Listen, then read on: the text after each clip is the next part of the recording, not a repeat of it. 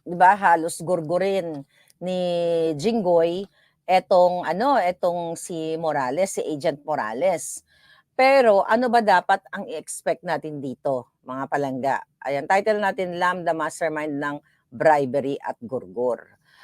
So mga kababayan, kailangan nating bantayan dahil ni-report sa mainstream media, hindi nila highlight yung tangkang pagpapagurgor ni Lisa kay Morales at possible na paggugurgur at pagbabribe from Lisa to Kumar. Okay? Hindi natin tatantanan ang Committee on Public Order at si Senator Bato, hindi natin siya titigilan, okay? Kasi yung mga kasama niya doon sa committee na yon, obviously ay bayad na yon o nasungal-ngalan na yon ni Marcos Jr. at ni Lisa.